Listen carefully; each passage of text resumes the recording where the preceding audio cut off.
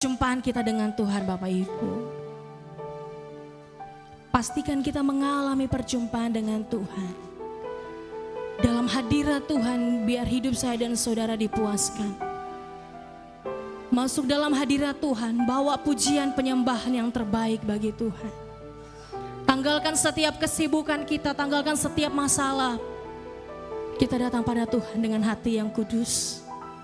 Sebab pagi hari ini darah Kristus sudah menyucikan saya dan saudara. Ada amin.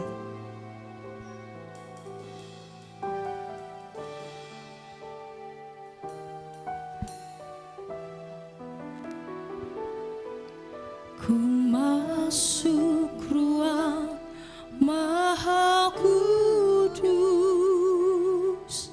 dengan darah anak domba. Ku masuk dengan hati tulus menyembah yang maha kuasa. Ku masuk ruang Maha Kudus dengan darah anak domba. Ku masuk dengan hati tulus menyembah yang maha kuasa. Ku menyembah-Mu,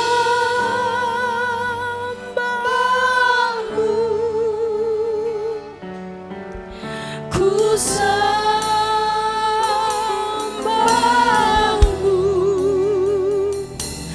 ku menyembah-Mu,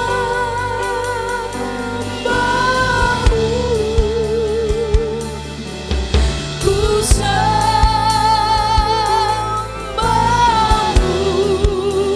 Sebab nama-Mu kudus,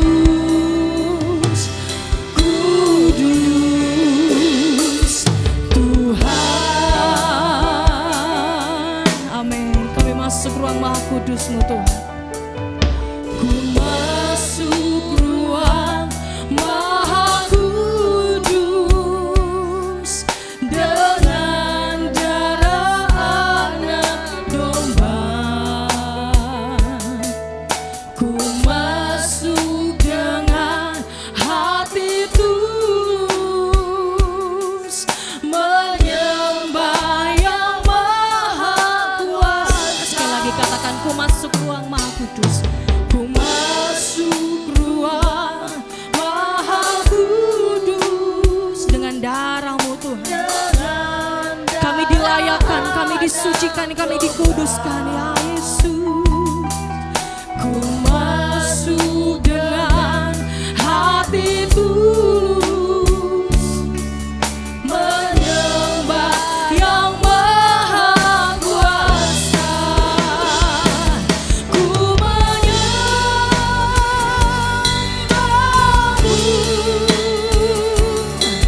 ku sembah-Mu,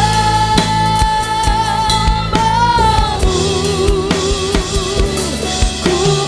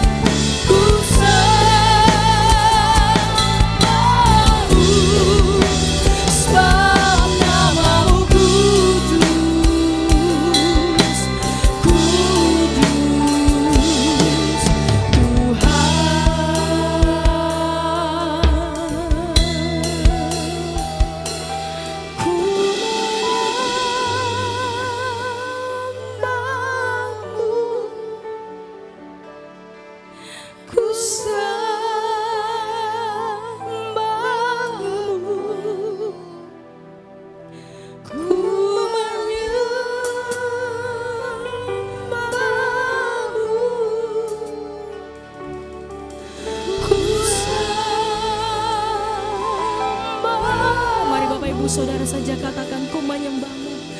Ku menyembah. Alami perjumpaan dengan Tuhan Bapak Ibu Saudara. Ya ralata karara pasyaka, kami menyembah. Ku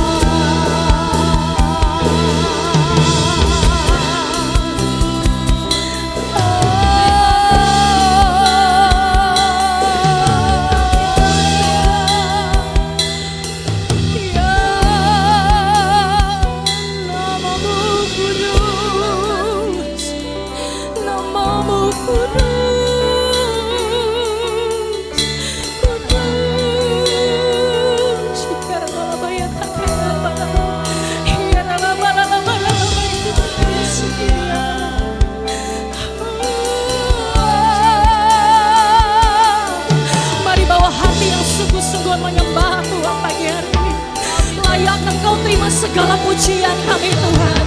Roh-Mu bertata di tengah-tengah kami. Roh-Mu melawan setiap kami. Hujan api Roh Kudus membakar setiap hati kami. Hati yang kering, mari Tuhan lembutkan, bakar hatiku.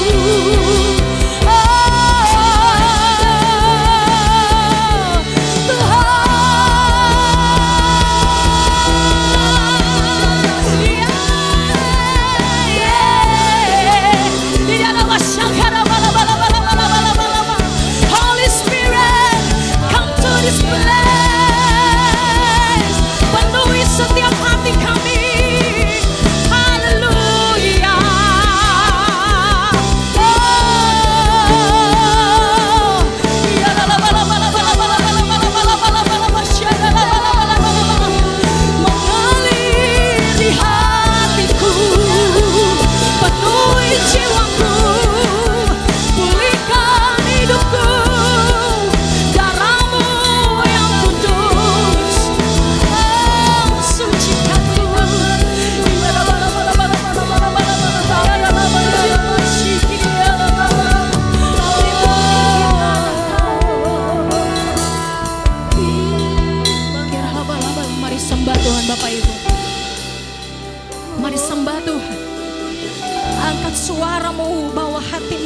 hadapan Tuhan. Izinkan Roh Kudus pagi hari ini bekerja dalam hidup saya dan saudara. Alami Tuhan Bapak Ibu. Kita memasuki tahun yang baru. Tinggalkan kehidupanmu yang lama, datang kepada Tuhan. Tinggalkan penyembahan kita yang lama yang biasa-biasa saja. Mari masuk di tahun yang baru dengan penyembahan yang berbeda Bapak Ibu. Biar atmosfer surgawi melawat kita pagi hari ini.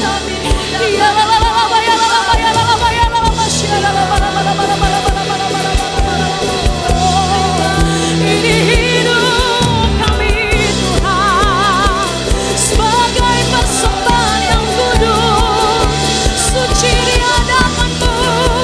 Sebab darah Yesus sudah menyucikan hidup saya dan saudara. Haleluya.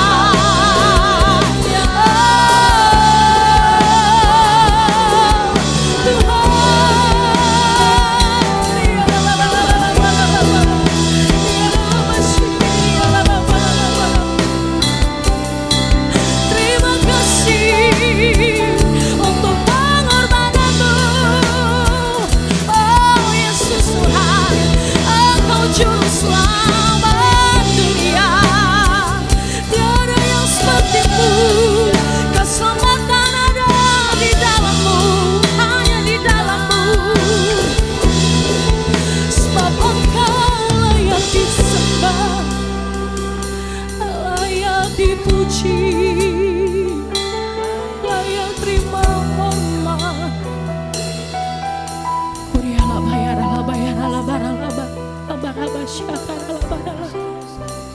Roh Kudus, Roh Kudus, baharui hati kami Roh Kudus, baharui hati kami Roh Kudus. Tidak ada yang lain kerinduan kami selain kami mau tinggal dalam hadirat-Mu, selain kami mau tinggal dekat dengan Tuhan. Rumah-Mu, kediaman-Mu menjadi tempat kesukaan kami Tuhan. Pribadi-Mu cukup bagi hidup kami. Kau yang kudus. Ya Allah, ya Allah, ya Allah.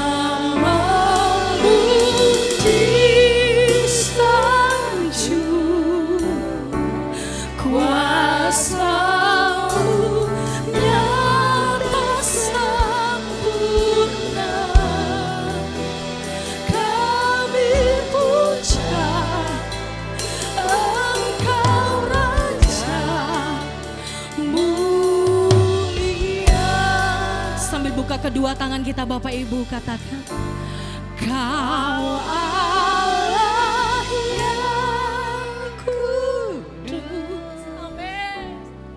Kau Allah yang haleluya. Kau dahsyat Tuhan. Di dalam suci-Mu. Amin.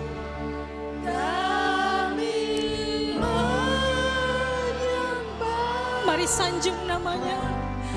Nama-Mu disanjung, kuasa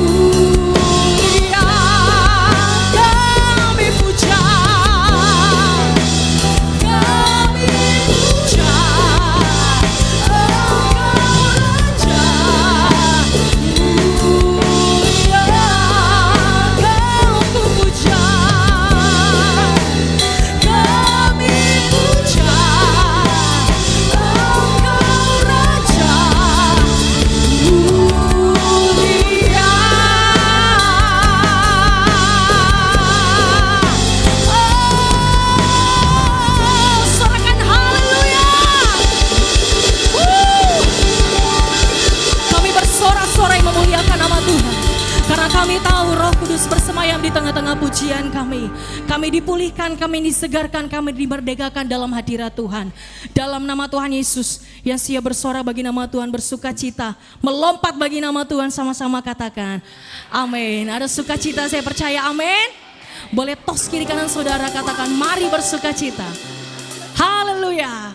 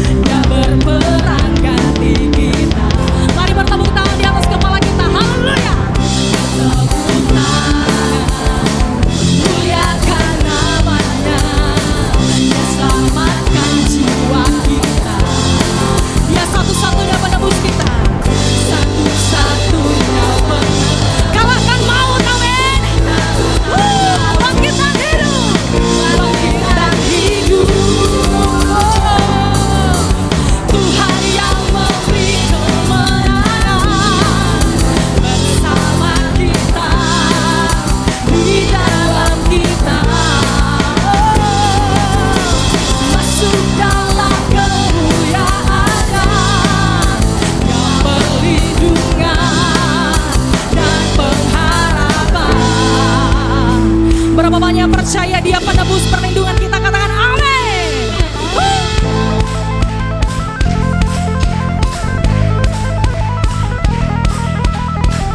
Biar pagi hari ini kita bersuka cita Bapak Ibu.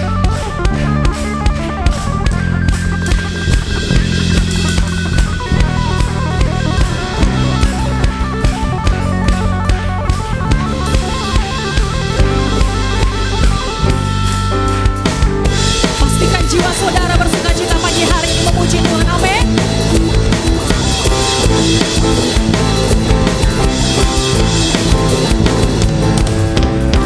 Param pam pam pam pam pam. Bersama-sama. Param pam pam pam pam pam. Param pam pam pam pam pam. Param pam pam pam pam pam. Param pam pam pam pam pam. Tuhan yang memberi kemenangan bersama kita, di dalam kita. Masuk dalam kemuliaan-Nya yang perlindungan dan pengharapan, yang perlindungan dan pengharapan, yang perlindungan dan pengharapan. Param pam pam pam pam pam. Haleluya. Bersuka cita bagi nama Tuhan, katakan haleluya. Param pam pam pam pam pam. Param pam pam pam pam pam. Param pam pam pam pam pam. Amin. Saya percaya ketika pujian penyembahan saudara datang bawa dengan hati yang tulus, Tuhan disenangkan, ada amin. Amin. Silakan duduk kembali Bapak Ibu.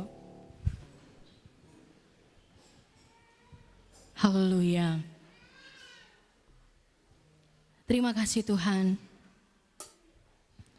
untuk pujian, penyembahan, bahkan sorak-sorai yang kami bawa pagi hari ini. Kami dimampukan semua karena kasih Tuhan. Kami kuat, kami bisa semua karena Tuhan. Bukan karena kekuatan kami, bukan karena usaha kami. Tapi kalau kami ada sampai saat hari ini, kami percaya karena Engkau berjalan bersama dengan kami di setiap musim hidup kami. Haleluya.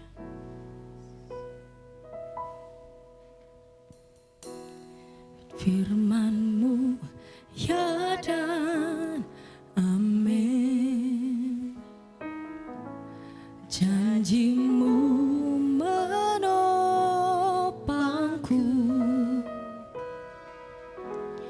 berjalan bersama-Mu di setiap musim hidupku. Firman-Mu ya dan amin. Firman-Mu ya dan amin. Janji-Mu menopangku,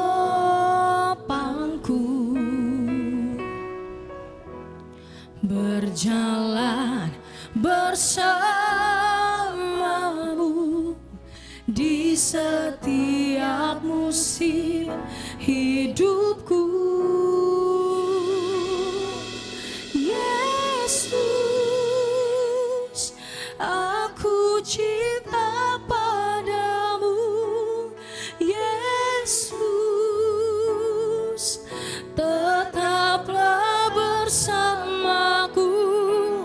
Tiada yang dapat menggantikan-Mu. Engkaulah jaminan hidupku.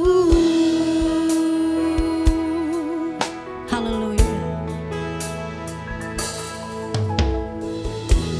Firman-Mu ya dan amin. Janji-Mu menopangku, berjalan bersama-Mu di setiap musim hidupku. Yesus, aku cinta padamu. Yesus, tetaplah bersamaku.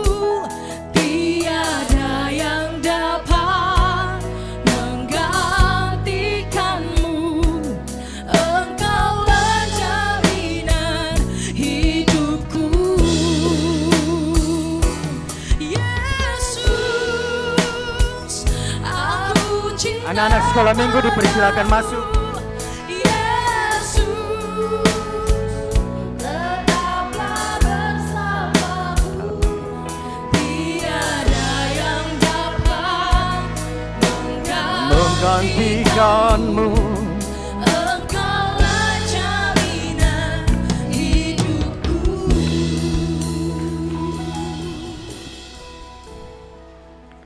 Haleluya.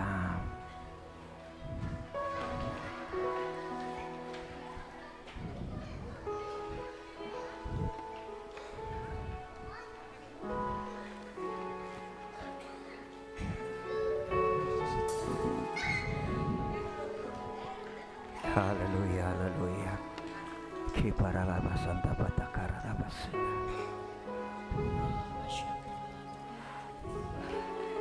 Ya, semua anak-anak sekolah minggu kita mau berdoa. Mari semua mengangkat tangan. Semua mengangkat tangan. Mari sama-sama katakan, Tuhan Yesus, berkatilah kami semua. Kami mau beribadah. Kami mau menyanyi untuk Tuhan. Kami siap mendengarkan firman-Mu. Mampukan kami untuk bersemangat. Berkati guru sekolah minggu, berkati kakak-kakak pendamping, berkati orang tua kami. Terima kasih Tuhan Yesus. Kami meminta di dalam nama-Mu. Haleluya. Amin. Silakan masuk. Bapak Ibu, mari kita bangkit berdiri. Kita nyanyikan kembali pujian ini dari awal. Sambil kita mempersiapkan hati kita akan merenungkan kebenaran firman Tuhan. Firman-Mu ya dan amin. Sebab Injil adalah kuasa Allah yang menyelamatkan bagi setiap orang yang percaya. Dengan firman Ia menopang jagat raya ini. Dengan firman segala sesuatu ada.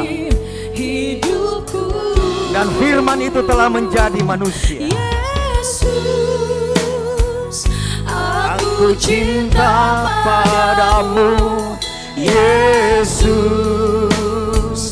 Tetaplah bersamaku. Tiada yang dapat menggantikanmu. Engkaulah jaminan hidupku. Tiada yang dapat menggantikanmu. Engkaulah jaminan hidupku. Tiada yang dapat menggantikanmu. tiada yang dapat Menggantikanmu. Engkaulah jaminan hidupku. Mari kita berdoa. Kemuliaan hanya bagi-Mu. Pujian pengagungan, ungkapan syukur kami bawa kepada Allah yang Esa, Bapa, Putra, dan Roh Kudus. Kami bersyukur bahwa kami boleh berhimpun hari ini. Kami puji muliakan Tuhan. Dan kami percaya karena anugerah-Mu, Engkau melayakan, Engkau berkenan atas setiap nyanyian puji-pujian kami. Dan tibalah saatnya kami akan merenungkan kebenaran firman-Mu. Karena itu Roh Kudus, mari urapi kami semua, buat kami mengerti, supaya kami boleh melakukan kebenaran firman Tuhan dalam hidup kami.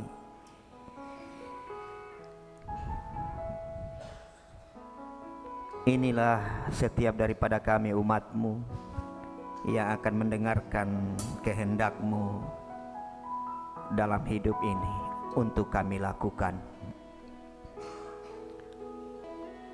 Biarlah semua kami dengan penuh antusias boleh bersama-sama merenungkan kebenaran dan pemberitaan kebenaran firman Tuhan ini, sebagaimana seluruh rangkaian ibadah hanya boleh terjadi di dalam satu nama yang berkuasa, nama Yesus Kristus Tuhan, dan untuk hormat kemuliaan Tuhan saja.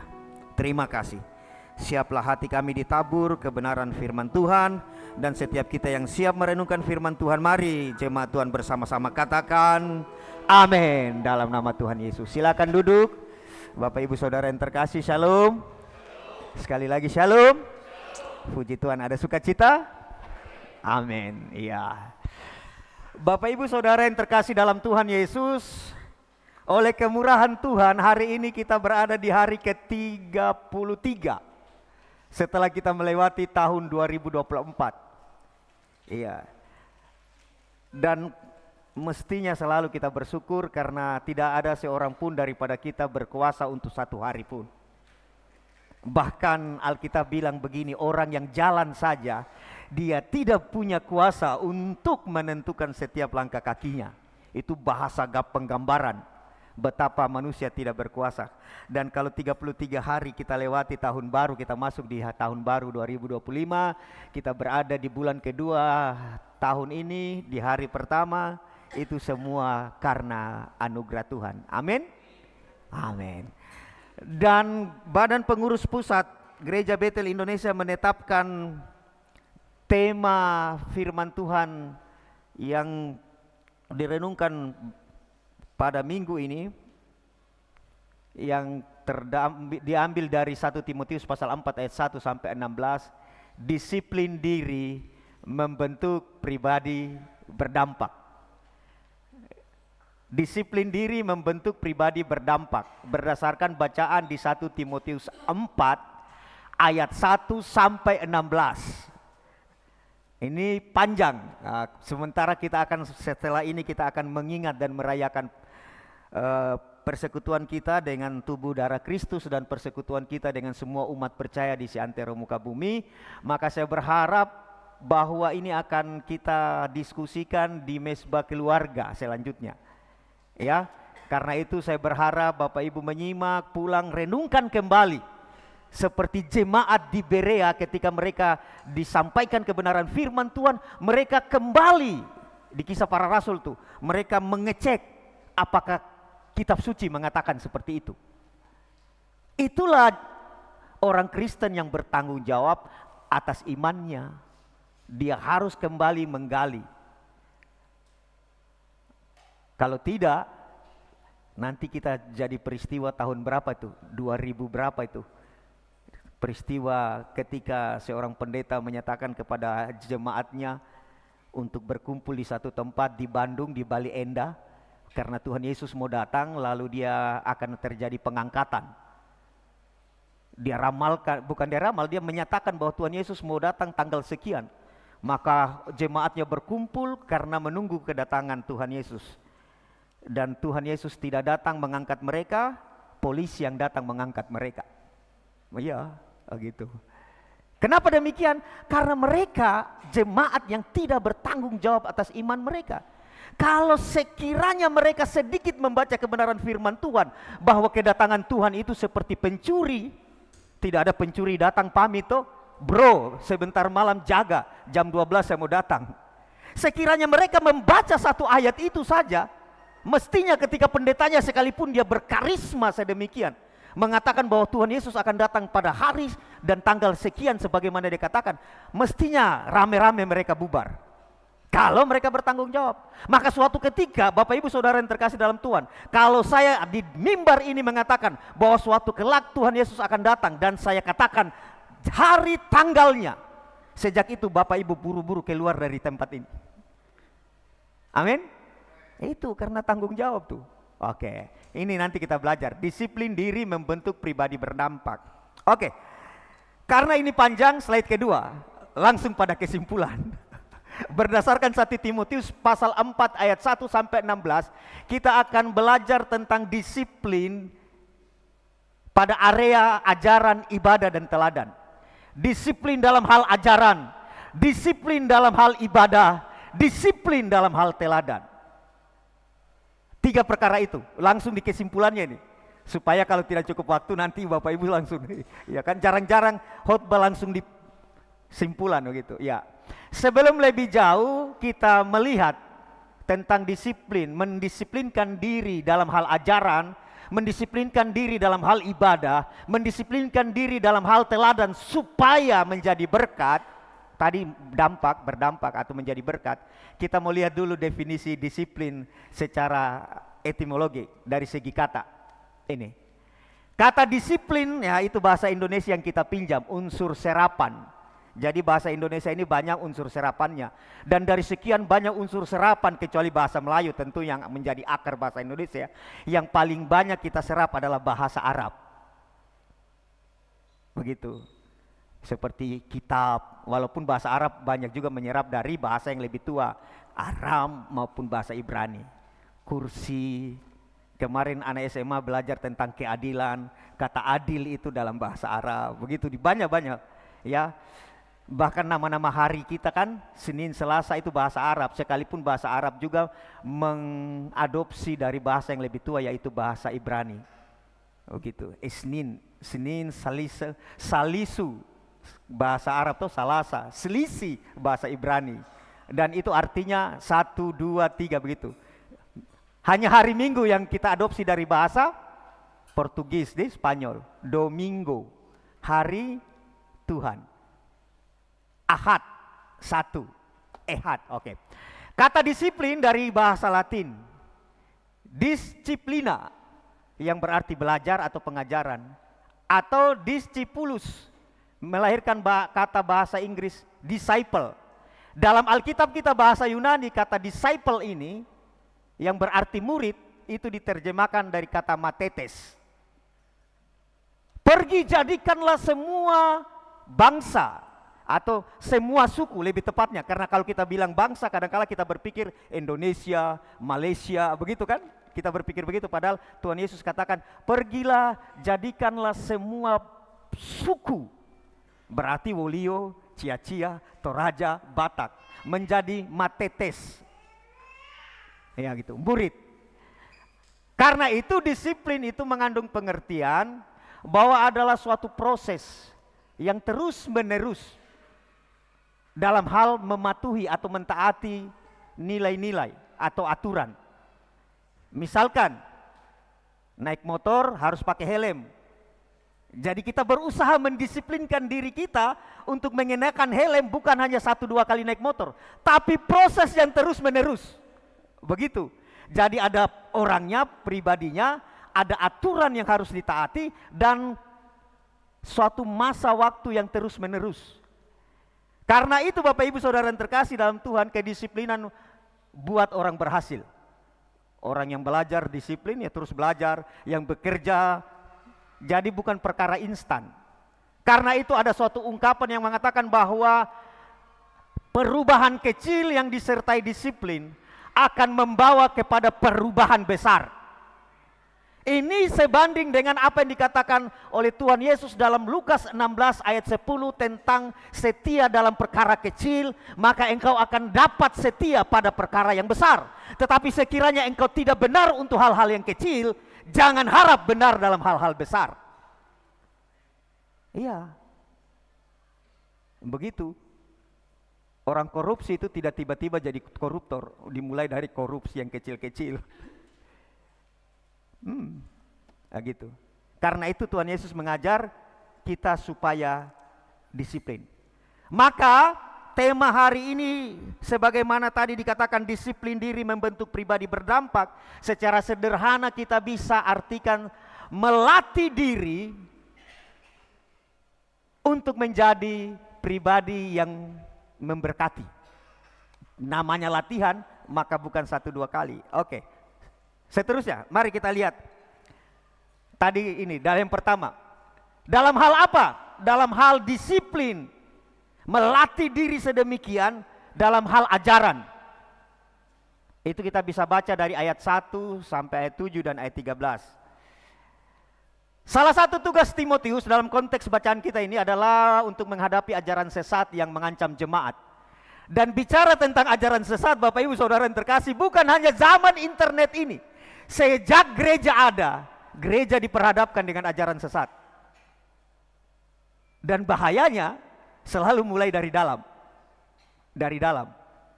Oke, nanti kita lihat tentang mendisiplin diri atau melatih diri dalam hal ajaran. Ayat 1 mulai kita buka.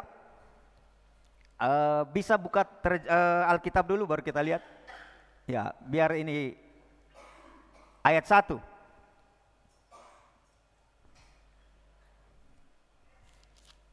1 Timotius pasal 4. Kita mulai dari sini ya. 1 Timotius pasal 4 ayat 1 bilang begini, tetapi Roh Kudus dengan tegas mengatakan, Roh Kudus mewanti-wanti bahwa di waktu-waktu kemudian, di akhir zaman, dan kalau kita bicara tentang akhir zaman atau zaman akhir ya, ini mulai sejak kenaikan Tuhan Yesus ke surga sampai hari ini. Roh Kudus katakan begini, bahwa akan terjadi kemurtadan, ada orang yang akan murtad. Maka Bapak Ibu Saudara yang terkasih dalam Tuhan, kalau ada kemudian orang yang murtad, bukan sesuatu hal yang aneh dan bukan sesuatu hal yang mengherankan. Karena jelas 1 Timotius pasal 4 ayat 1, Rasul Paulus menulis, menyatakan kepada Timotius sebagai seorang gembala yang muda, bahwa di waktu-waktu kemudian, di zaman akhir, ada orang yang murtad. Dan terbukti di sekitar kita, apa yang kita dengar, apa yang kita lihat. Dulu orangnya berapi-api, tiba-tiba meninggalkan Kristus. Hanya persoalan-persoalan sepele. Hanya karena satu ayat yang dipelintir. Begitu kan? Jadi jangan heran. Tetapi Bapak Ibu Saudara yang terkasih, Alkitab itu selalu menyatakan fakta.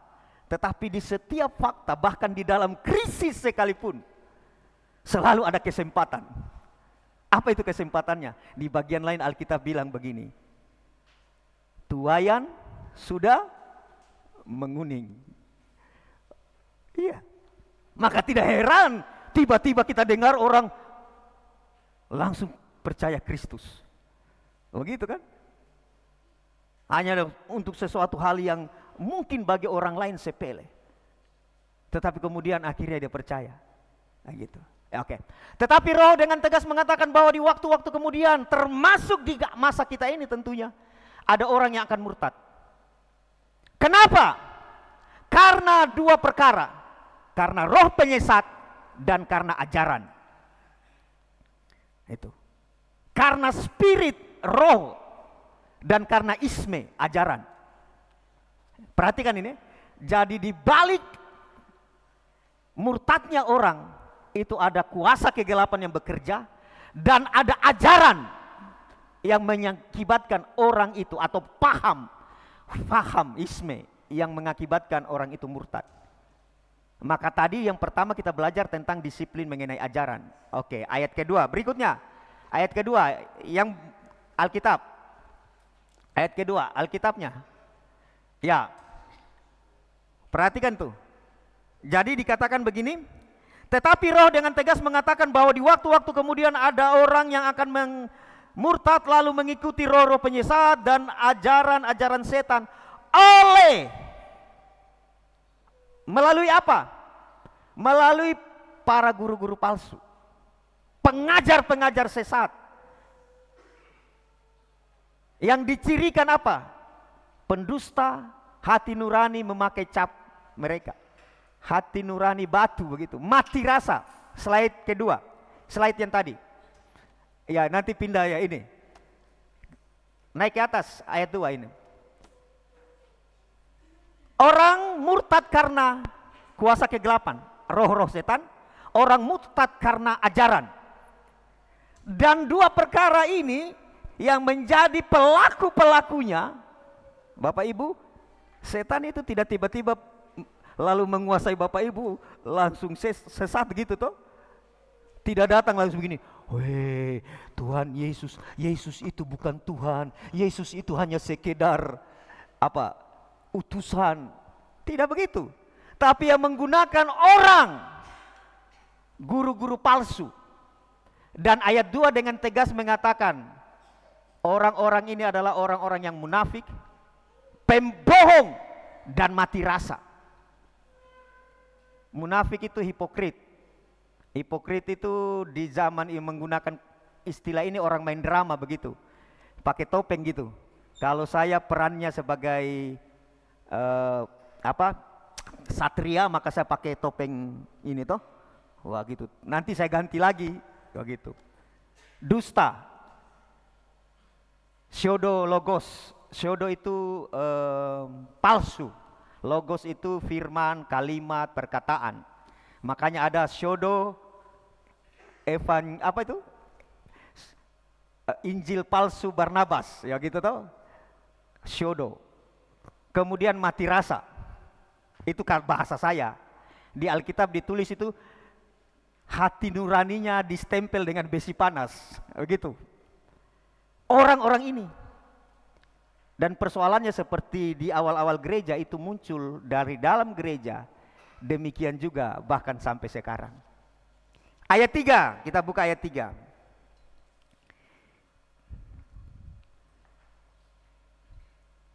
Contoh kesesatannya ini, orang-orang mereka itu melarang orang kawin, melarang orang makan makanan yang diciptakan Allah supaya dengan pengucapan syukur dimakan oleh orang yang percaya dan yang telah mengenal kebenaran.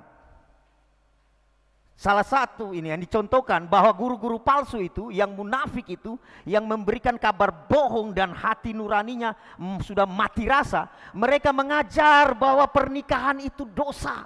Ya, konteks zaman itu. Mereka ajar begini, roh itu suci, segala yang jasmani ini dosa, maka seks itu dosa. Tidak boleh itu orang menikah. Seks itu dosa kalau tanpa ikatan. Iya toh? Iya. Makanya Bapak Ibu kalau bicara seks, seks itu berkat, tapi seks itu kutuk. Seks dalam rumah tangga itu berkat. Iya. Hubungan suami istri, maaf kata, itu menyehatkan. Tetapi hubungan suami istri di luar pernikahan, penyakit. Iya. Kalau tidak percaya coba. Wah, bukan, itu bukan ajakan itu. Tidak, maksud saya itu. Mereka melarang orang kawin, itu pandangan pada saat itu. Dan kemudian bicara tentang makanan halal haram. Sepertinya ini sinkritisme antara paham orang Yunani pada saat itu dicampur dengan pemahaman orang Yahudi. Ini halal, ini haram. Padahal Alkitab bilang, pokoknya semua makanan halal bagiku. Semua makanan. Sekiranya lipan itu makanan, boleh makan tidak? Boleh. Kalau Bapak Ibu ada di Thailand, karena itu makanan tuh. Semua halal bagiku. Semua halal bagiku, tapi tidak semua berguna. Semua halal bagiku, semua berguna bagiku, tapi saya tidak mau diperbudak olehnya. Ada 3 tingkatan. Kalau itu makanan halal, bahkan untuk segala makanan yang berkolesterol itu halal, itu tingkatan pertama. Tetapi kemudian apakah itu berguna? Oh, ini tidak berguna, membuat saya sakit. Jangan. Oh gitu kan? Nanti kita lihat. Oke. Ayat 3 itu. Ya, slide berikutnya lihat dulu. Contoh kesesatan ajaran, mereka melarang orang kawin. Padahal kalau kita baca di 1 Korintus pasal 7 tentang pernikahan, jelas di sana didorong orang menikah. Kalaupun ada orang-orang yang tidak menikah itu memutuskan, karena Tuhan Yesus juga pernah mengajarkan bahwa ada orang yang memutuskan untuk tidak menikah karena kerajaan Allah. Ada orang yang memutuskan tidak menikah karena orang lain. Dalam konteks zaman itu biasa ada orang yang kasim begitu, apa itu? Sida-sida, orang yang dikebiri tahu begitu, sehingga tidak bisa menikah. Lalu ada orang yang karena kondisinya. Lalu orang-orang ini mengatakan bahwa pernikahan itu sesuatu hal yang berdosa. Dan kemudian juga mencampur adukan dengan ini halal dan haram makanan. Bapak Ibu bisa baca itu di 1 Korintus 6 ayat 12, di 1 Korintus 10 ayat 23. Semua halal. Sekali lagi, bahkan ya kalau di Thailand kan aneh, atau jangan di Thailand lah, di Sulawesi Utara, gitu. Bahkan yang aneh-aneh pun kalau itu makanan halal. Tapi tidak semua halal itu berguna. Bahkan yang berguna pun saya tidak mau diperbudak, diikat oleh karena makanan. Karena memang di bagian lain Alkitab dikatakan bahwa ada orang-orang yang telah mempertuhankan perutnya. Begitu. Nanti ini dibaca ya. Oke, ayat 4 berikut 45, buka ayat 45. Kita lihat tentang ajaran dulu. Karena semua yang diciptakan Allah itu baik, itu bicara konteks ayat 3 tadi tentang makanan. Dan satu pun tidak ada yang haram pada hakikatnya. Bahkan tikus got sekalipun. Tidak. Tapi kan ada level berikutnya toh? Iya tidak? Tikus got itu tidak tidak berguna, tidak berfaedah, mendatangkan penyakit. Jangan makan. Pada hakikatnya semua jika diterima dengan ucapan syukur. Bahkan untuk makanan yang ya kalau di perjanjian lama sebenarnya bukan halal haram, bersih kotor, begitu kan kata yang dipakai. Bahkan untuk sesuatu yang baik sekalipun, kalau diterima tanpa pengucapan syukur, itu menjadi persoalan. Ayat 5, lanjut. Sebab semuanya itu dikuduskan oleh firman Allah dan oleh doa. Karena itu mengapa sebelum kita makan, kita berdoa. Amin. Amin. Iya. Makanya pernah Bapak Ibu Saudara yang terkasih dalam Tuhan, ada yang mempertanyakan tentang bagaimana dengan makanan yang dipersembahkan. Menurut orang katanya dipersembahkan sebagai makanan persembahan berhala. Saya mau bilang, nanti buka di 1 Korintus pasal 8, bicara tentang makanan persembahan berhala. Kalau itu didoakan, aman, sikat. Tapi kan Pak Gem, nanti orang jatuh berdosa gara-gara kamu. Jangan makan. Selesai, hukumnya begitu. Misalkan kalau saya diundang, orang datang, mungkin ada acara apa, dan menurut pandangan orang katanya itu makanannya dipersembahkan sebagai persembahan berhala. Saya dipanggil untuk datang. Alkitab belajar itu, kalau kau diundang, engkau terima undangan itu. Jangan pernah engkau menyelidiki, ini makanan dari mana ini, bagaimana cara potongnya dan bagaimana cara masaknya. Sikat. Kenapa? Karena engkau telah menyetujui, engkau telah menerima undangan itu. Tapi jangan lupa berdoa dulu. Begitu. Lalu ada orang lewat. Ih, bisanya Pak Gem itu ikut-ikut makan makanan penyembahan berhala. Lalu saya lihat begini, wah, saya jatuh batu sandungan. Rasul Paulus bilang begini, saya memutuskan untuk tidak makan. Karena Tuhan Yesus juga mati untuk orang itu. Asik itu. Kekristenan seperti itu. Makanya Bapak Ibu Saudara yang terkasih dalam Tuhan, kalau Bapak Ibu panggil, mungkin ada keluarga yang panggil, ya kemudian katanya itu makanan penyembahan berhala. Saya pikir lebih baik saya bungkus dan saya pulang makan di rumah, tidak ada yang lihat. Nanti pulang baca ya di 1 Korintus pasalnya yang ke-8. Sebentar, jangan sampai salah. Karena hanya gara-gara makanan orang bertengkar kadang-kala nih. Sebentar. Mana aduh. Sudah pakai kacamata lagi. 1 Korintus pasalnya yang ke-8. Saya bacakan ya. Saya bacakan cepat supaya karena kan begini, maaf kata ya. Ini masih suasana Imlek toh. Dan ini fakta. Pernah saya alami hal-hal itu, dipertanyakan tentang itu gitu. Jadi saya bacakan saja. Tentang daging persembahan berhala, kita tahu kita semua mempunyai pengetahuan. Artinya kalau kita tahu tentang kebenaran firman Tuhan, kita semua tahu ini. Persoalannya pengetahuan yang demikian membuat orang menjadi sombong, tetapi kasih membangun. Makanya kalau kita tahu tidak boleh sombong. Oke, lanjut ya. Jika ada seorang menyangka bahwa ia mempunyai sesuatu pengetahuan, maka ia belum juga mencapai pengetahuan sebagaimana yang harus dicapainya. Tetapi orang yang mengasihi Allah, ia dikenal oleh Allah. Tentang hal makan daging persembahan berhala, kita tahu tidak ada berhala di dunia ini, dan tidak ada Allah lain daripada Allah yang Esa. Sebab sesungguhnya ada apa yang disebut ilah baik di sorga dan seterusnya. Namun bagi kita, lanjut saya bacakan. Tetapi bukan semua orang yang mempunyai pengetahuan itu. Ada orang yang karena masih terus terikat pada berhala-berhala, makan daging itu sebagai daging persembahan berhala. Dan oleh karena hati nurani mereka lemah, hati nurani mereka itu dinodai olehnya. Jadi Bapak Ibu Saudara yang terkasih, menyangkut dengan yang tadi disiplin tentang ajaran, termasuk salah satunya seperti ini. Kita harus memiliki pemahaman, tetapi jangan sampai pemahaman akan Alkitab membuat kita menjadi sombong.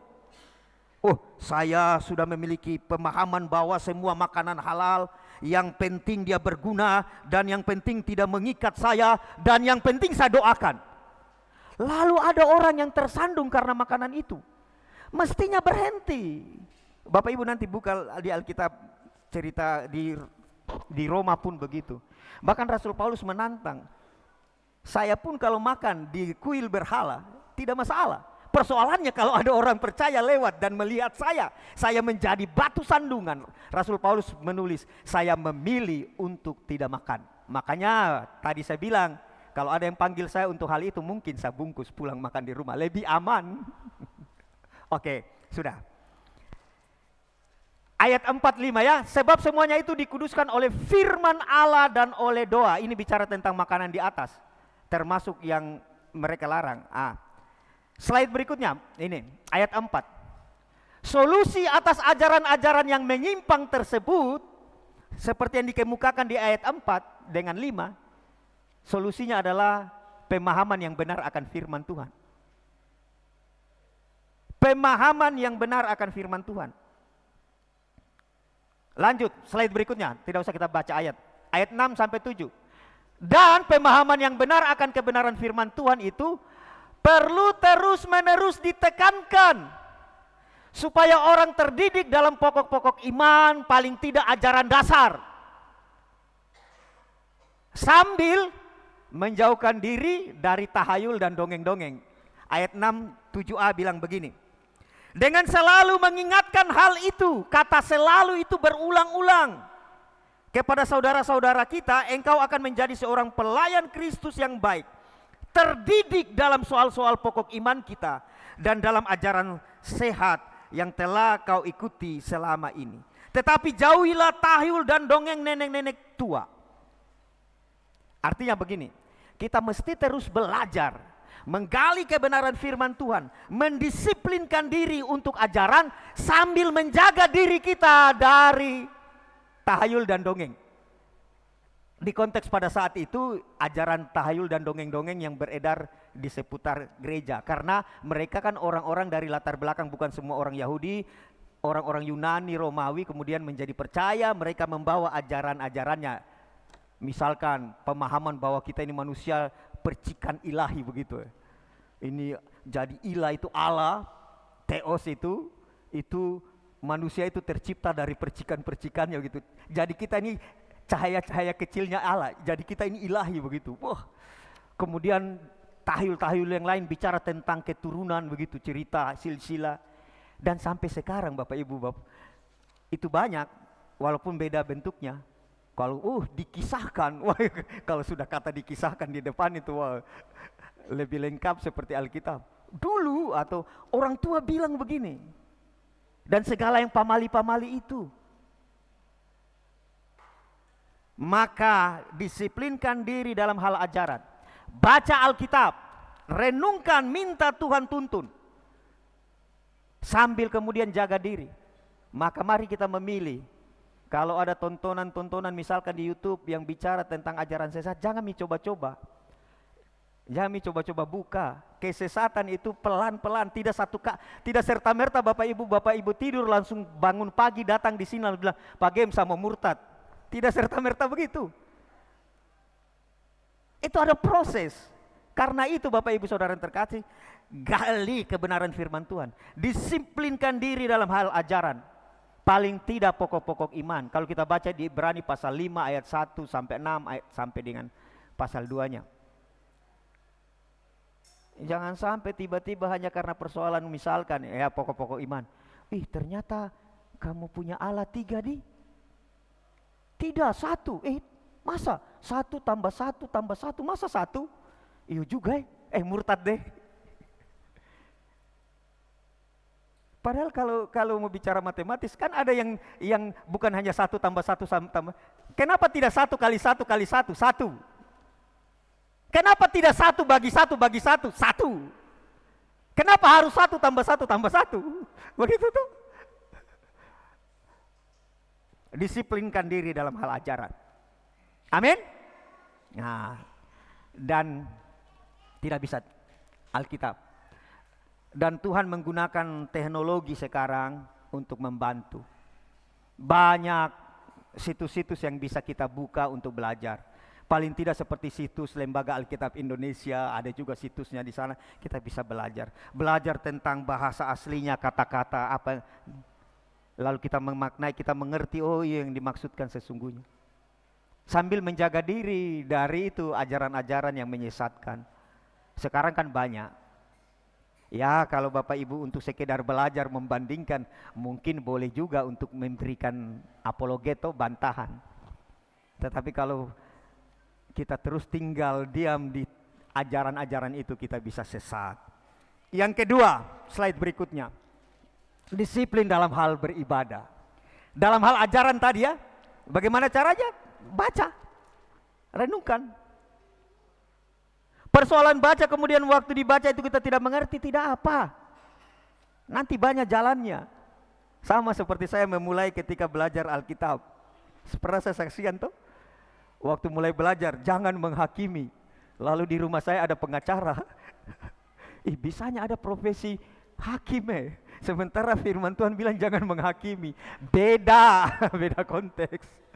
Begitu. Kan itu proses toh? Begitu, oke. Disiplin yang kedua, disiplin dalam hal beribadah. Bapak Ibu Saudara yang terkasih dalam Tuhan, ayat 7b sampai 8 saya bacakan dulu. Ayat 7b bilang begini. Latihlah dirimu beribadah, latihan badani terbatas gunanya, tetapi ibadah itu berguna dalam segala hal, karena mengandung janji, dimensinya, baik untuk hidup sekarang ini maupun hidup yang akan datang. Dunia dan akhirat. Oke. Kata ibadah yang diterjemahkan dalam bahasa Indonesia ini diterjemahkan kata latih itu diterjemahkan dari kata gymnazo. Tempatnya apa? Gimnasium. Iya tahu begitu, pernah kita sering dengar tuh. Kata latihan itu diterjemahkan dari kata gymnazo. Dan di mana-mana latihan bukan 1-2 hari, terus menerus. Dan dalam bacaan kita ada 2 jenis latihan. Latihan pertama latihan jasmani, latihan badani. Alkitab bilang begini, latihan badani terbatas gunanya. Berarti ada gunanya tidak? Ada. Tapi yang dimaksud di sini bukan latihan fitness, bukan. Yang dimaksud di ayat 8 di bacaan kita ini sehubungan dengan paham ajaran-ajaran pada masa itu. Orang melatih dirinya untuk hal-hal mengekang kedagingannya. Begitu toh, berpantang, puasa, bahkan sampai tindakan askese, menyiksa diri. Begitu. Tidak kawin, begitu toh. Begitu orang memilih untuk itu latihan badani. Yang Rasul Paulus tulis kepada Timotius, firman Tuhan bilang itu terbatas gunanya. Karena memang akhirnya kemudian gereja memahami bahwa orang semakin tersiksa dulu-dulu itu. Semakin susah orang, semakin melarat, semakin rohani. Dulu-dulu kan begitu kan? Kalau saya ini hidup menderita itu lebih bagus karena lebih nampak rohani. Kemudian berubah. Semakin kaya orang, semakin makmur orang, berarti dia orang benar. Belum tentu. Begitu kan berubah. Maka ada pengajaran seperti misalkan teologi kemakmuran. Kebenaran itu ditentukan dengan kemakmuran. Tidak juga. Karena kalau kita belajar Alkitab, tidak semua orang-orang tokoh-tokoh iman itu hidup dalam kemakmuran. Oke, Abraham sangat makmur. Seperti Ayub pun ya. Tetapi 12 murid Tuhan Yesus semua melarat. Tanda kutip. Tuhan Yesus sendiri bahkan. Makanya kalau kesuksesan benar itu ditentukan oleh suksesnya orang, benar itu ditentukan dengan apa yang dia miliki, maka orang yang paling tidak sukses di muka bumi ini Tuhan Yesus. Mari kita hitung banyak-banyaknya. 3,5 tahun melayani hanya 12 orang muridnya. Hamba-hamba Tuhan lain 3,5 tahun sudah ratusan kan gitu. Bahkan ketika dia naik ke surga hanya 120 orang. Rumah tidak punya rumah. Waktu orang datang dan berkata, "Guru saya ikut," dan jangan kasihan. Jangan kau harap. Serigala itu ada tempat lubang tempat tinggalnya, bahkan burung itu ada dia punya sarang. Saya tidak. Iya. Tidak punya rumah. Keliling disupport orang. Iya tidak? Tuhan Yesus itu disponsori. Ada perempuan-perempuan, salah satunya adalah istri siapa? Istri bendara itu Kuza. dia mensupport pelayanan Tuhan Yesus. Makanya Bapak Ibu Saudara yang terkasih, kalau Bapak Ibu dan saya tidak pergi penginjilan, tidak sanggup lintas ke luar daerah, biar mi uangta yang pergi untuk sementara. Doanya kita. Dan kita berharap suatu kelak nanti kita bisa untuk di sekitar kita. Begitu. Oke, latihan badani itu terbatas. Kemudian ada latihan rohani, ibadah.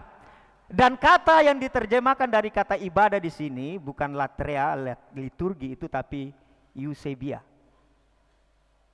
kesalehan. Karena itu Bapak Ibu terkasih dalam Tuhan Yesus, ternyata slide berikutnya. Dengan demikian bahwa ibadah itu bukan hanya dimaksudkan secara sempit seperti ibadah ini, seperti kegiatan kita berbakti setiap minggu ini, tetapi kemudian nanti apa yang kita lakukan seperti ini kita bawa dalam kehidupan kita mulai dari Senin, Selasa, Rabu, Kamis, Jumat. Dalam tindakan dan perbuatan. Tapi persoalannya untuk kata ibadah yang sempit seperti ibadah hari Minggu, orang tidak datang. Begitu.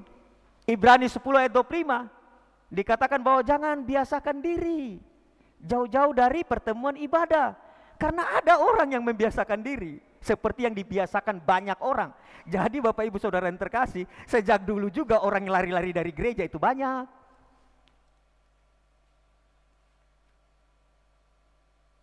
Namanya saja Minggu, hari Tuhan, 2 jam hari jam 9 sampai jam 11. Itu pun di setengah 11 kita sudah miring-miring gitu. Lama sekali Pak game khotbah.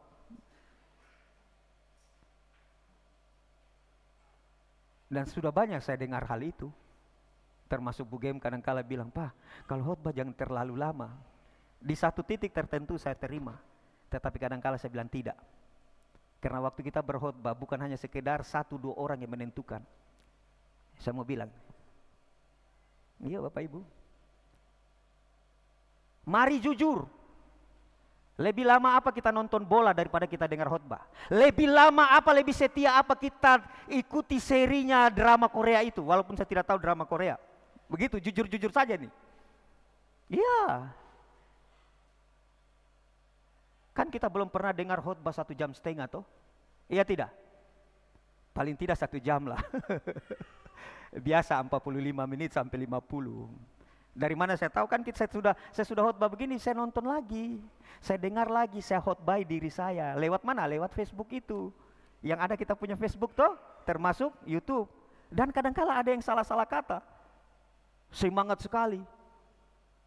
Begitu toh. Ada beberapa kali susah membedakan Samuel dan Nathan karena tokoh yang di era yang sama. Maka datanglah Nabi Nathan, begitu kan? Padahal maksudnya Samuel. Begitu. Ya. Atau kata-kata yang terselip. Oke. Bapak Ibu, karena kata latihlah dirimu beribadah ini bukan hanya diterjemahkan dari kata eusebia yang berarti kesalehan, sehingga bahwa latihlah dirimu beribadah itu bukan hanya dimaksudkan ibadah sempit seperti kita bersekutu seperti ini, tetapi ibadah dalam keseluruhan perbuatan kita. Tetapi persoalannya untuk perkara yang kecil, ibadah minggu saja kita tidak setia, jangan harap untuk perkara-perkara yang besar kita setia.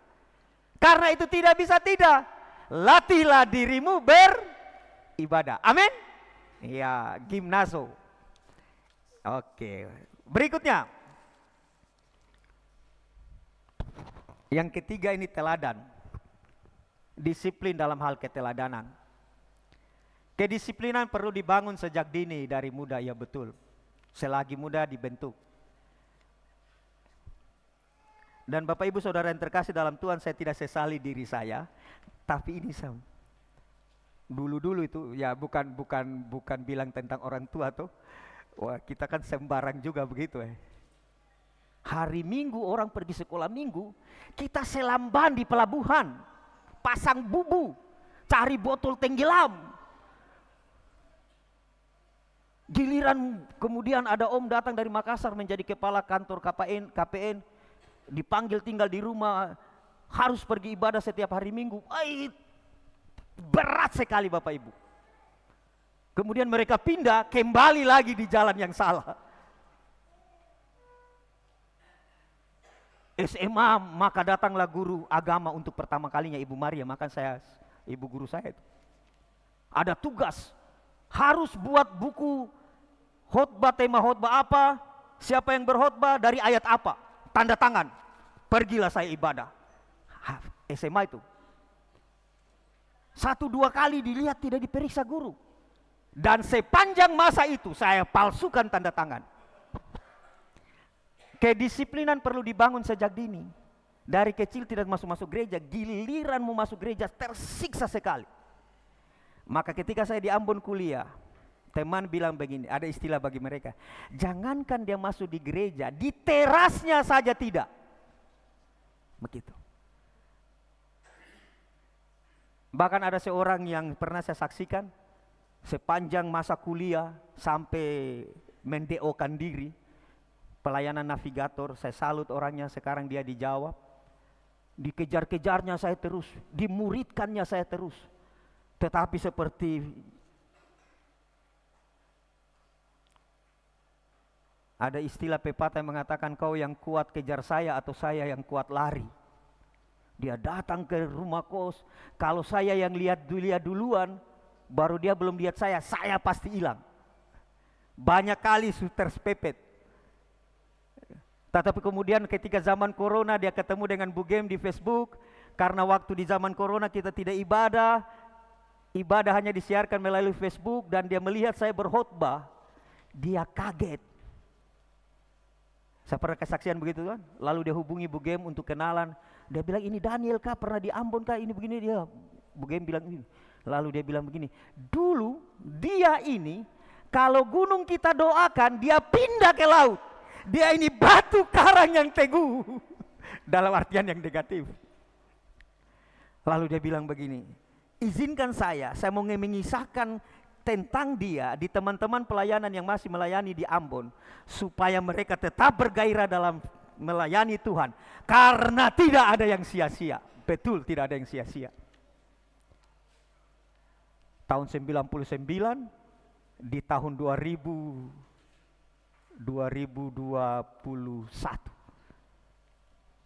saya dibaptis melayani Tuhan. Makanya dia bilang, dulu dia ini kalau gunung didoakan, gunung pindah ke laut, tetapi dia ini batu karang yang teguh.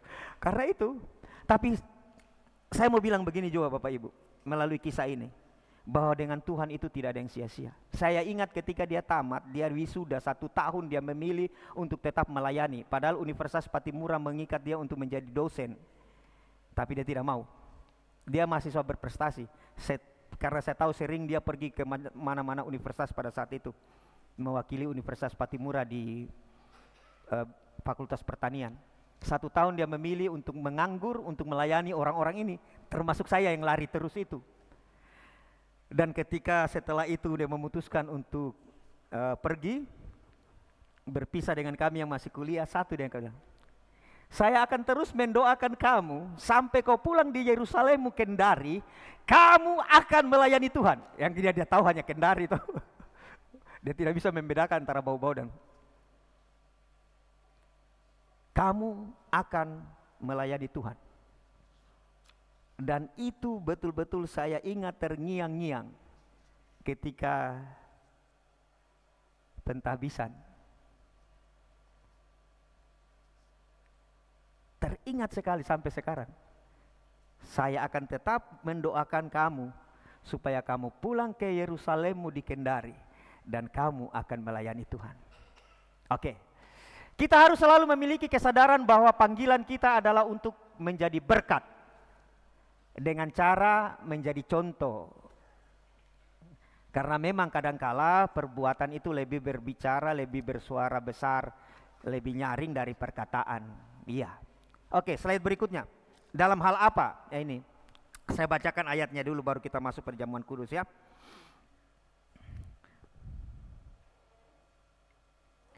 Jangan seorang pun menganggap engkau rendah karena engkau muda. Ayatnya yang ke-12 langsung.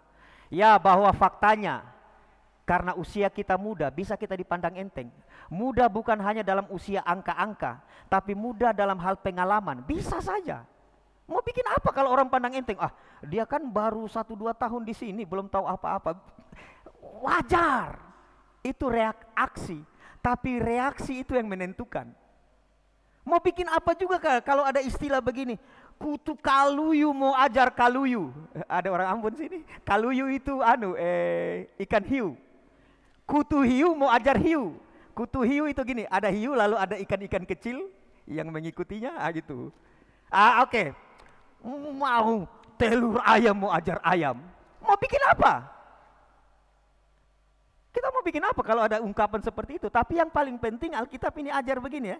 Jangan seorang pun menganggap engkau rendah. Ini bicara tentang apa? Bagaimana engkau bereaksi atas hal itu yang penting. Kalau orang pandang enteng kamu karena umurmu muda, karena pengalamanmu sedikit, mestinya di sini dikatakan begini, engkau harus bereaksi, engkau harus membuktikan, jadilah teladan, kasih contoh bagi orang-orang percaya dalam hal apa?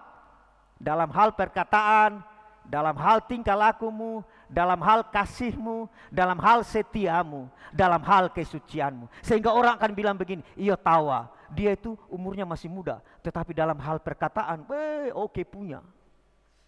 Oh dia itu sudah tua, rambut putih, gigi ompong, mata kabur, telinga, antena kurang, tapi perkataannya minta ampun. Mau pilih yang mana? Ya, bicara tentang rambut putih, mata kabur itu sering beberapa hari ini, termasuk beberapa hari lalu ketemu dengan orang bilang begini, tidak ada yang berubah, hanya rambut. Mau bikin apa? Dia tidak tahu bahwa mata ini sudah kabur, gigi 4 di belakang hilang. Baru persoalannya yang pasangan lagi. Makanya kalau ada yang keras-keras agak susah juga, seperti karet. Kiri kanan pasangan di sini, yang kiri kanan. Mau bikin apa? Karena Alkitab juga bilang begitu. Bahwa semakin kita tua, manusia jasmani kita ini menurun, merosot. Tetapi Alkitab bilang begini, tetapi hendaklah manusia batin itu dibaharui hari lepas hari. Kalau manusia batin, jasmani kita ini harusnya grafiknya begini, turun. Iya tidak? Mata dulu terang, jadi kabur, telinga antena kuat. Tetangga bertengkar 3 rumah sana kita, terdengar. Itu manusia jasmani memang begitu. Mau bikin apa? Mau bikin apa? Tetapi Alkitab ajar, mestinya yang di dalam harus semakin dewasa. Amin? Iya. Maka saya mau katakan begini. Alkitab bilang begini, jangan seorang pun memandang enteng engkau karena muda umurmu, kurang pengalamanmu.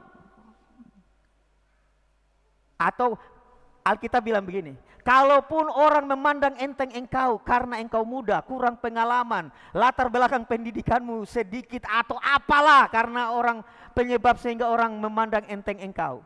Alkitab bilang begini, tetapi mestinya engkau bereaksi begini. Engkau kasih tunjuk, kasih contoh, kasih teladan dalam hal perkataan, dalam hal tingkah laku. Iyo tahu, dia itu masih muda, tapi kau lihat nih, seperti orang tua. Oh gitu tuh. Makanya kita suka itu. Lihat anak-anak itu, anak yang kecil tuh, kasih pakai jas, lalu mereka bergaya seperti orang besar tuh, lucunya.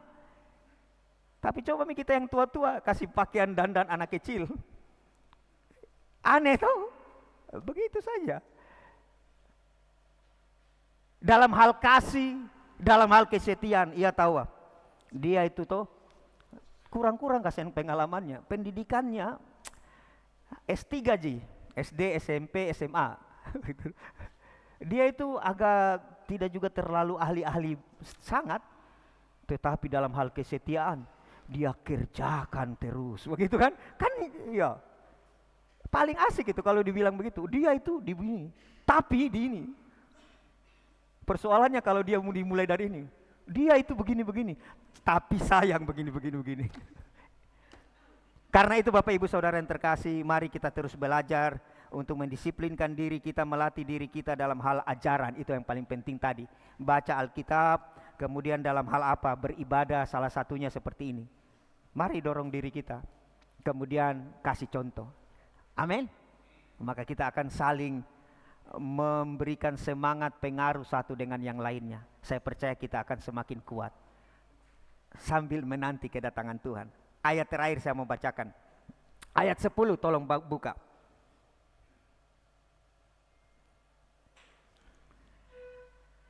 Itulah sebabnya kita ini berjerih payah dan berjuang.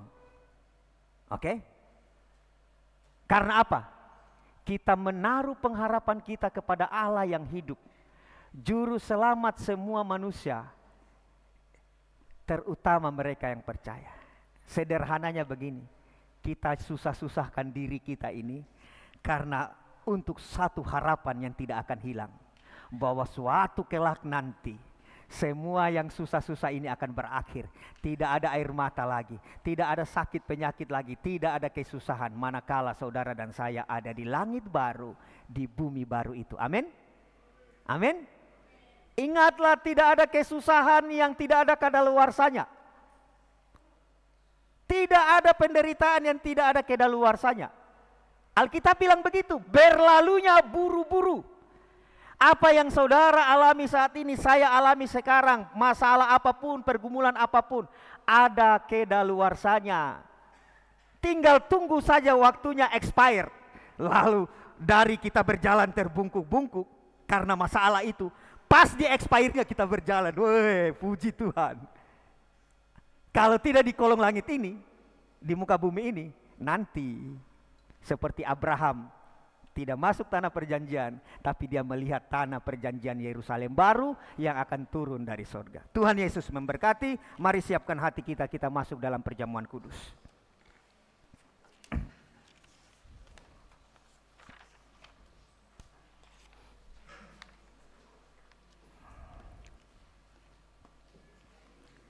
Iya, Bapak Ibu Saudara yang terkasih dalam Tuhan, kembali saya ingatkan bahwa sakramen perjamuan kudus ini adalah perintah langsung dari Tuhan. Kita ingat, kita rayakan, kita bersatu dengan Kristus, tubuh dan darahnya yang digambarkan dengan anggur dan roti. Tapi bukan itu saja. Waktu kita perjamuan kudus ini, kita sedang mendeklarasikan bahwa kita ini adalah tubuh Kristus. Kita mengakui semua umat percaya di seantero muka bumi itu adalah tubuh Kristus. Amin. Amin. Kita mengaku bahwa saudara kita di GPIB itu saudara kita adalah seiman. Kita mengaku GP Sultra, kita mengaku semuanya. Lalu ada yang bilang, tapi kalau gereja sesat tidak tahu. Iya, tidak termasuk gereja yang sesat itu. Oke? Jadi saya mau ingatkan, hari ini kita sedang mendeklarasikan kita bersatu dengan tubuh dan darah Kristus. Tapi juga kita deklarasikan bahwa seluruh umat percaya di seantero muka bumi, bahkan sepanjang sejarah, dari dulu sampai sekarang dan akan hari-hari ke depan, kita satu di dalamnya. Amin? Iya. Itu perlu ditanamkan. Alkitab katakan begitu.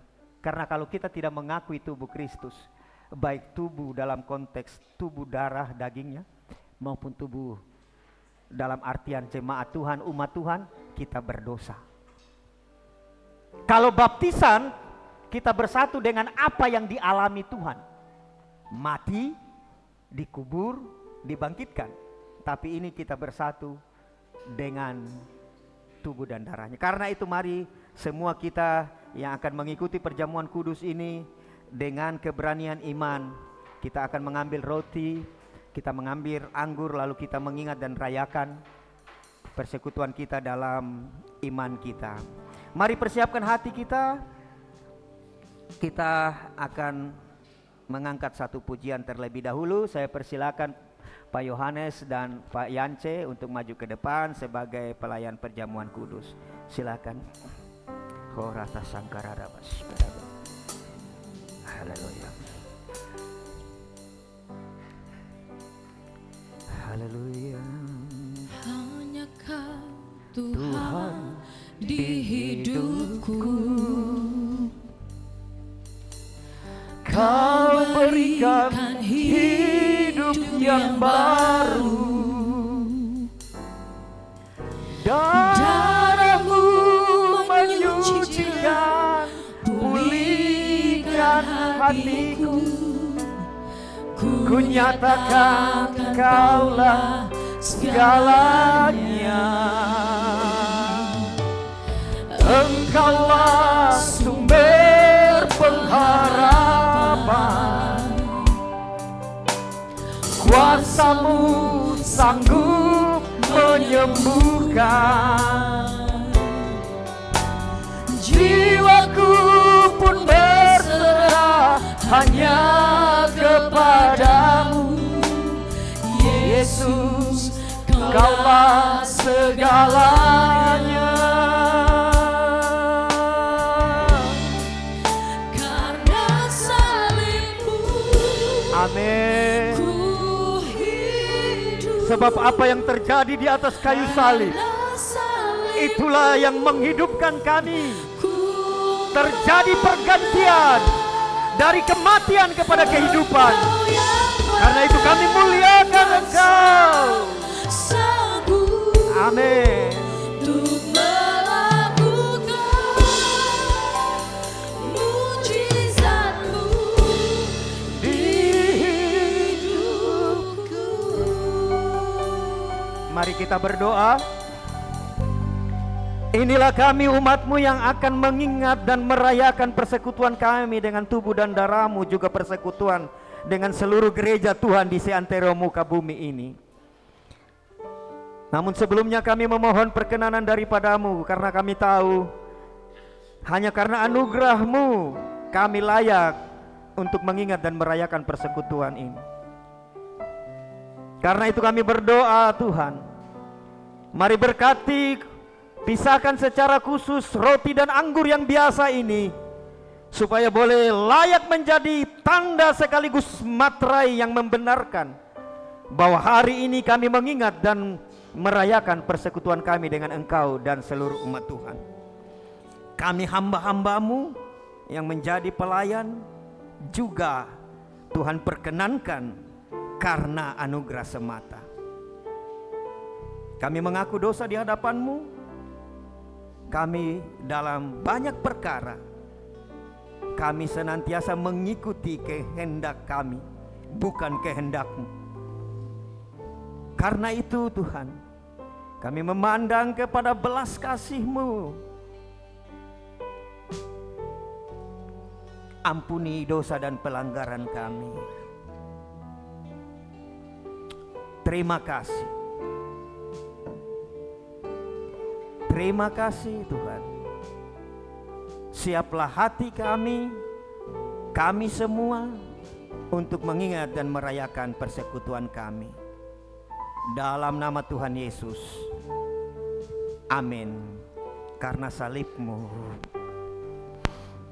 Haleluya.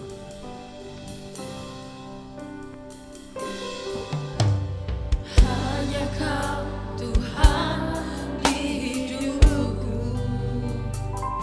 Bapak Ibu Saudara yang terkasih dalam Tuhan Yesus, inilah roti dan anggur yang adalah tanda dan sekaligus yang memateraikan, yang membenarkan bahwa hari ini kita mendeklarasikan kita bersatu dengan tubuh darah Kristus dan bersatu dengan semua orang percaya di seantero muka bumi. Karena itu dengan iman, ambillah, terimalah, makan dan minumlah. Kuasa-Mu sanggup menyembuhkan. Jiwaku pun berserah hanya kepadamu, Yesus, Kaulah segalanya.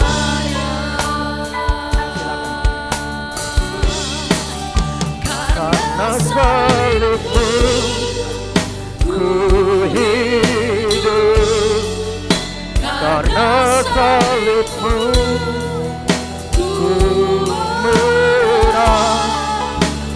Engkau yang berkuasa sanggup untuk Melakukan mujizat-Mu. Karena salib-Mu ku hidup,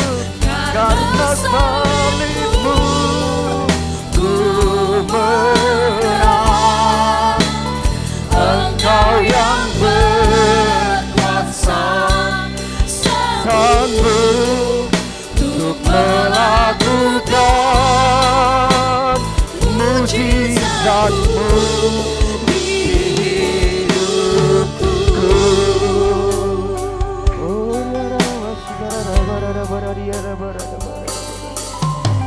Hanya Kau Tuhan di hidupku.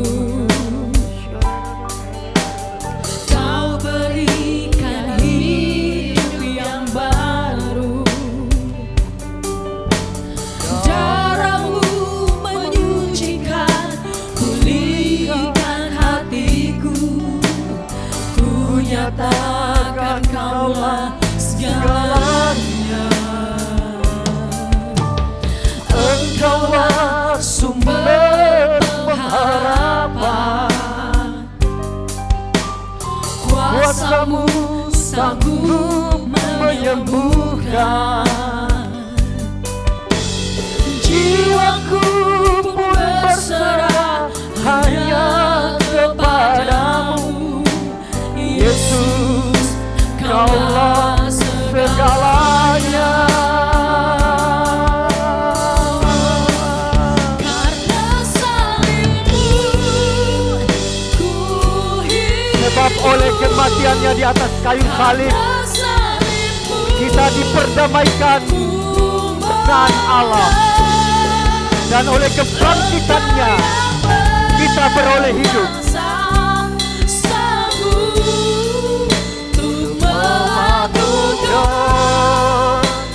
Mujizat-Mu, karena salib-Mu ku hidup.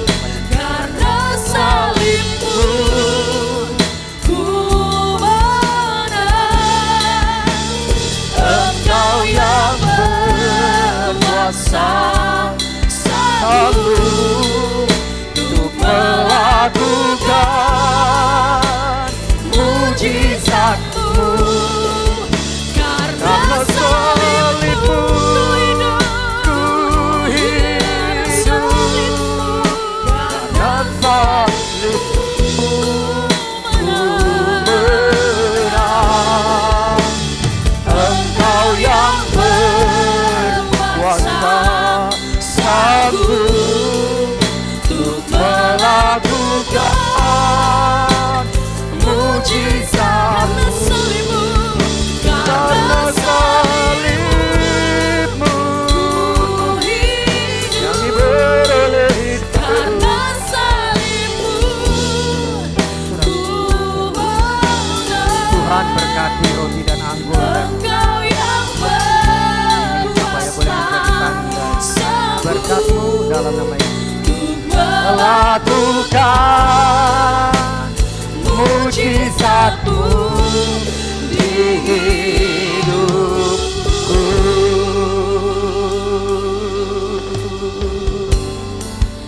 Karena salib-Mu ku hidup. Karena salib-Mu ku menang. Engkau yang berkuasa, sanggup untuk melakukan mujizat-Mu. Karena salib-Mu ku hidup. Karena salib-Mu ku menang. Engkau yang berkuasa, sanggup untuk melakukan mujizat. Karena salib-Mu, karena salib-Mu ku hidup. Karena salib-Mu ku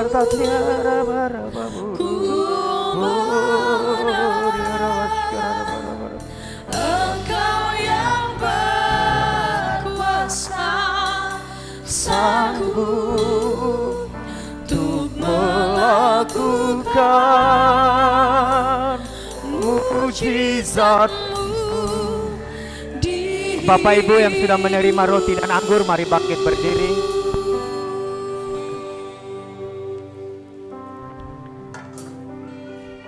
Haleluya.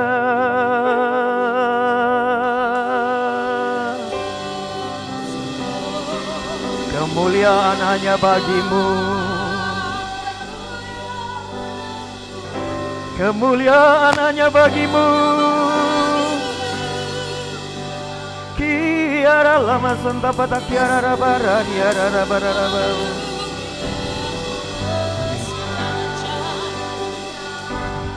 Oh riara baskara rabara rabara. Mari kita mengangkat roti kita. Dan biarlah setiap kebenaran firman Tuhan yang tertulis di masing-masing roti kita menjadi pesan yang secara khusus bagi kita hari ini. Bapak Ibu Saudara yang terkasih dalam Tuhan Yesus, dengarlah kebenaran firman Tuhan ini. Sebab apa yang telah kuteruskan kepadamu telah aku terima dari Tuhan Yesus, yaitu bahwa Tuhan Yesus pada malam waktu ia diserahkan, ia mengambil roti, dan sesudah itu ia mengucap syukur atas roti itu. Ia memecah-mecahkannya dan berkata, inilah tubuhku yang diserahkan bagi kamu. Perbuatlah ini menjadi peringatan akan aku. Demikian Tuhan Yesus bersabda. Sebab setiap kali kita makan roti ini, kita memberitakan kematian Kristus, kebangkitan, kenaikannya ke sorga dan kedatangannya kali kedua kelak. Karena itu Bapak Ibu Saudara yang terkasih dalam Tuhan Yesus, sebelum kita makan, kita akan menyatakan iman percaya kita. Adakah engkau sungguh-sungguh percaya bahwa roti ini adalah tanda sekaligus materai yang menyatukan kita dengan tubuhnya dan sekaligus umat Tuhan? Amin. Mari makan dalam nama Tuhan Yesus.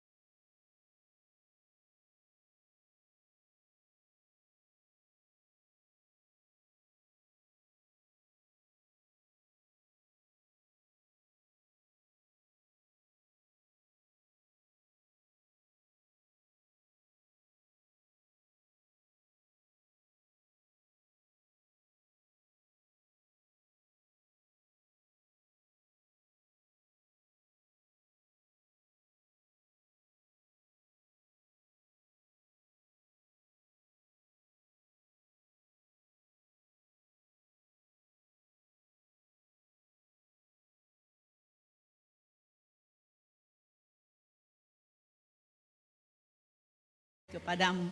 Terima kasih Bapak, terima kasih. Kami juga mohon berkati semua anak-anakmu yang sudah melayani Tuhan. WL, singer, Tuhan Engkau berkati, pemain musik Engkau berkati. Berkati kami semua anak-anakmu yang hadir pada pagi hari ini. Biarlah kami selalu hidup di dalam sukacita di dalam Engkau. Terima kasih Bapak, terima kasih. Inilah yang menjadi seruan doa kami pada pagi hari ini. Dalam nama Tuhan Yesus Kristus kami sudah berdoa dan mengucap syukur.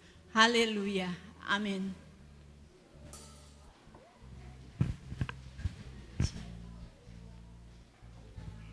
Puji nama Tuhan, selamat memberi, Tuhan Yesus memberkati.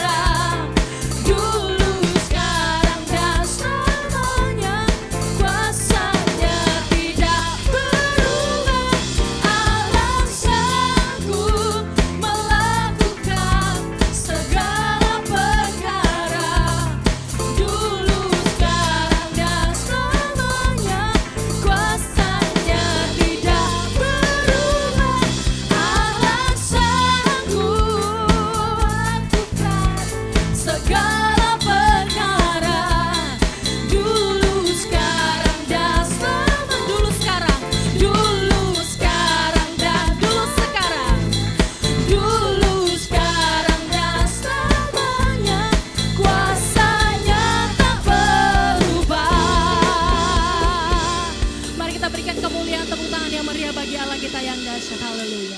Puji nama Tuhan, Tuhan Yesus memberkati setiap persembahan yang sudah saudara berikan pagi hari ini. Puji nama Tuhan, selamat hari Minggu untuk kita semua yang sudah boleh datang beribadah di pagi hari ini di GBI Jemaat Betel Rumah Doa Bau-Bau. Dan sebelum kita akan menyaksikan beberapa info pengumuman dari multimedia, adakah sekiranya dari Bapak Ibu yang baru pertama kali hadir beribadah, bergabung bersama kami di ibadah pagi hari ini? Jika ada, boleh dengan kasih Kristus untuk bangkit berdiri. Baik, selamat datang, selamat bergabung bersama dengan kami. Tuhan Yesus memberkati. Puji nama Tuhan. Berikut Bapak Ibu Saudara, kita akan menyaksikan bersama info Battle News.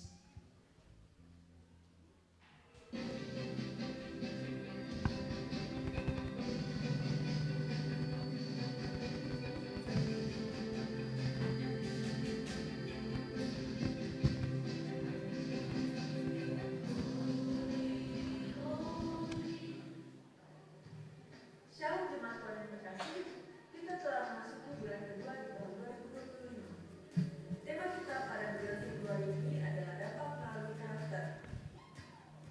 Disiplin ini merupakan salah satu hal penting dalam membentuk pribadi berdampak.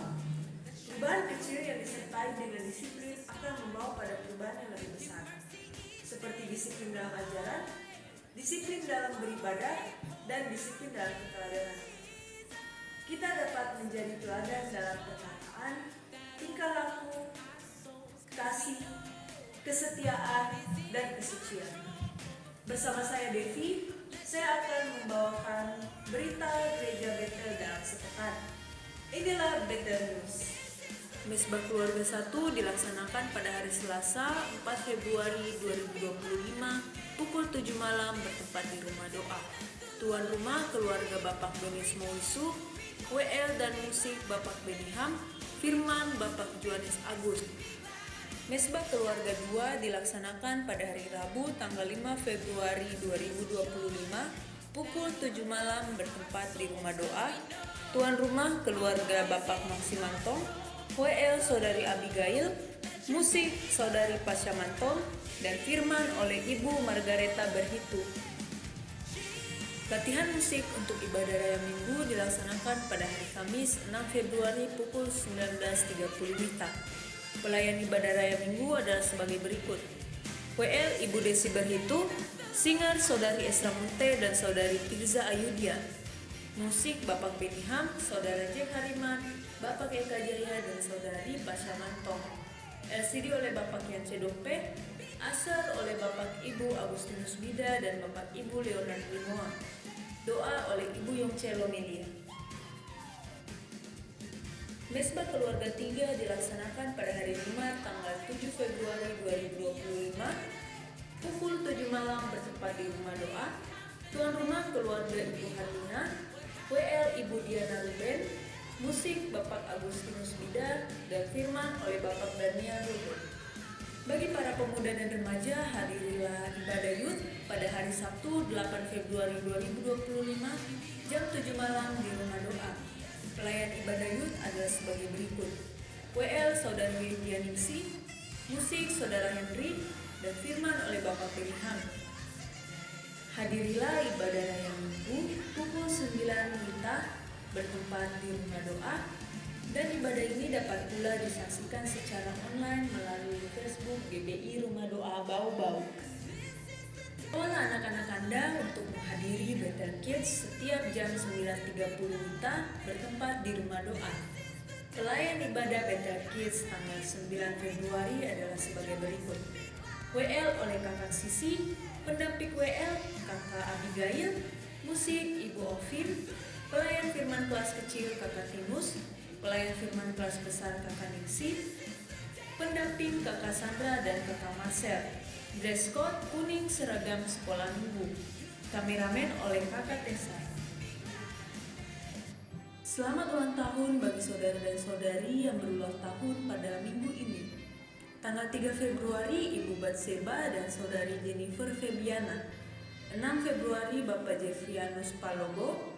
7 Februari Adik Yefta Galio, 8 Februari Adik Stefano Febrian Uneputi, dan 9 Februari Ibu Rita Mantong.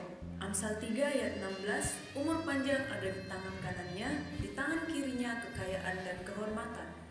Bagi jemaat yang rindu memberikan persembahan persepuluhan, ucapan syukur, diakonia, dan pembangunan dapat memberikan ke kotak yang tersedia atau melalui transferan ke bank kami dengan nomor 7417004041 atas nama Yerusalem Mulia atau Daniel Lubur. 1 Timotius 4 ayat 8 berkata, latihan badani terbatas gunanya, tetapi ibadah itu berguna dalam segala hal karena mengandung janji, baik untuk hidup ini maupun untuk hidup yang akan datang.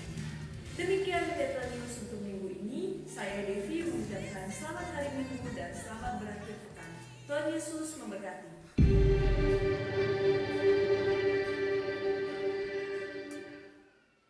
Ya, demikian info Bethel News. Kita dengarkan pengumuman tambahan dari Bapak Gembala.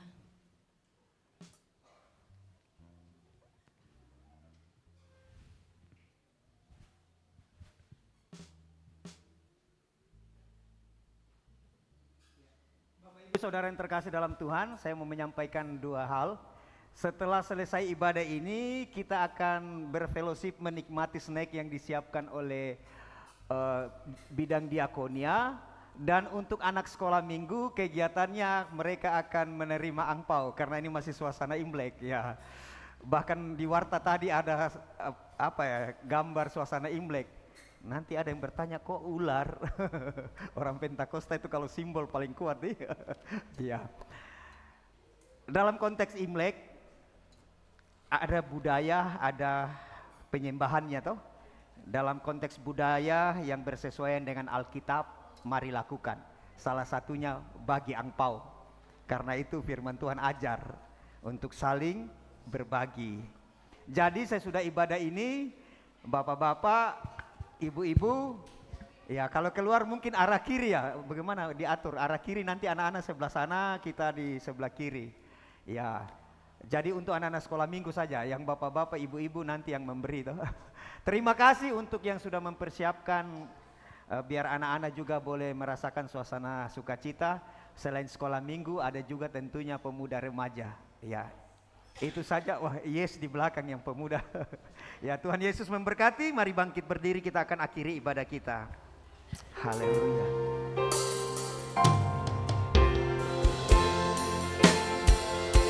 Kami memohon Engkau memberkati kami, supaya kami boleh menjadi berkat atas sesama kami, memperluas kapasitas kami, supaya di dalamnya kami pakai melayani Tuhan, memuliakan Tuhan dalam hidup kami. Inilah doa kami Tuhan. Kami mohon Engkau yang menjaga, menyertai kami, supaya malapetaka tiada terjadi dalam hidup kami. Pun sekiranya Engkau izinkan kesakitan, kami percaya Tuhan yang akan memberikan kekuatan. Terima kasih. Kemuliaan hanya bagimu. Haleluya. Tidak menimpa aku,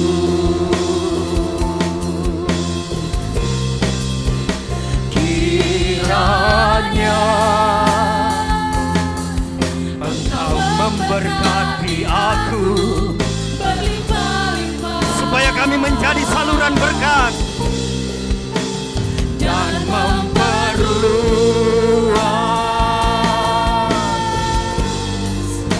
daerahku.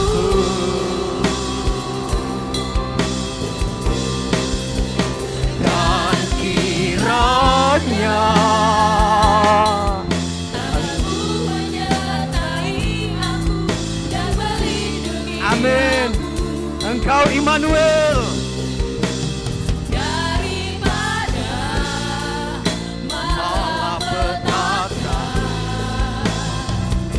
Sehingga kesakitan tidak menimpa aku. Tuhan mendengarkan dan menjawab doa aku. Mari berikan tepuk tangan untuk Tuhan Yesus. Haleluya.